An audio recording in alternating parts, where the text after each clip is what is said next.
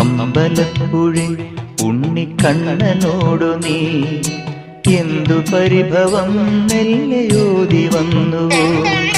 കൽവിളക്കുകൾ പാതി മിന്നി നിൽക്കവേ എന്തു നൽകുവാൻ എന്നെ കാത്തു നിന്നു നീ? തൃപ്രസാദവും മൗന ചുംബനങ്ങളും പങ്കുവയ്ക്കുവാനോടി വന്നതാണു ഞാൻ. രാഗചന്ദനം നിന്റെ നെറ്റിയിൽ തൊടാൻ ഗോപകന്യയായോടി വന്നതാണു ഞാൻ. അമ്പലപ്പുഴി ഉണ്ണിക്കണ്ണനോടു നീ എന്തു പരിഭവം മെല്ലയോ